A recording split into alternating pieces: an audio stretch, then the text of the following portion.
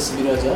நான் வந்து 2019 BE electronics instrumentation முடிச்சிருக்கேன் ஈரோட்டில் கொங்கு இன்ஜினியரிங் காலேஜில் முடித்தேன்.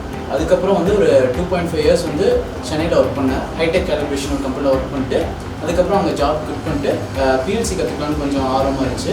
அதனால் வந்து இங்கே நெட்டில் சர்ச் பண்ணதுலையும் ஃப்ரெண்ட்ஸ்கிட்ட கேட்டதுலையும் Wiztech ஆட்டோமேஷன் வந்து நல்லா இருக்குன்னு சொன்னாங்க.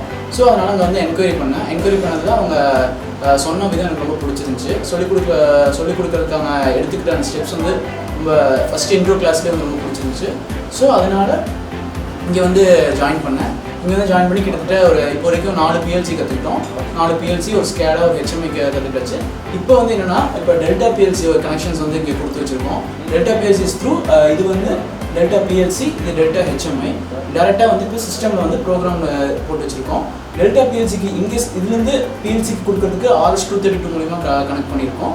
அண்ட் டு HMIலேருந்து 2 PLCக்கு இது பண்ணுறதுக்காக RS-485 மூலிமா கனெக்ட் பண்ணியிருக்கோம். ஜஸ்ட் ஒரு சிம்பிள் ப்ரோக்ராம் இங்கே இது பண்ணியிருக்கோம், போட்டிருக்கோம். அதை வந்து ஜஸ்ட் இங்கே ரன் பண்ணி காட்ட போகிறோம். ஜஸ்ட் இதில் வந்து மெமரி அட்ரஸ், இன்புட் அட்ரஸ் ரெண்டுமே கொடுத்துருக்கோம். இன்புட் அட்ரஸ் வந்து ஜஸ்ட் ஃபிசிக்கலாக நம்ம இது பண்ணலாம். மெமரி அட்ரஸ் போத் இதுலேயும் நம்ம ஆன் பண்ணலாம் and as well as HMI மூலியமாக ஆன் பண்ண முடியும். ஸோ இப்போ மெமரி அட்ரஸ் ஜஸ்ட் ஆன் பண்ணி காட்டுறோம். இப்போ மெமரி அட்ரஸ் செட் ஆன் பண்ணுறப்ப இங்கே ஆஃப் மோட் ஆல்ரெடி இருந்தது, இப்போ ஆன் ஆகிடுச்சு. இப்போ இதே MO வந்து இங்கே பார்த்தீங்கன்னா M0ன்னு இருக்கும். M0 வந்து மெமரி அட்ரஸ். மெமரி அட்ரஸை இப்போ நான் இங்கே ஆன் பண்ணிட்டேன். ஸோ இங்கே இது அவுட்புட் ஆன் ஆகிடுச்சு. இங்கே உள்ள மேலே பார்த்தீங்கன்னா உள்ள அவுட்புட்டில் ஆன் ஆகிருக்கும். ஸோ அடுத்து அதே M0 நம்ம ஆஃப் பண்ணோம்னா போத் இதுலேயும் ஆஃப் பண்ணலாம், நம்ம இதுலேயும் ஆஃப் பண்ணலாம். ஸோ இங்கே ரீசெட்னு ஒரு ஆப்ஷன் இருக்கும், ரீசெட் M0. இது ப்ரோக்ராம் இது பண்ணனால நமக்கு வந்து டேரெக்டாக இந்த மாதிரி செட் பண்ணி வச்சுக்கலாம்.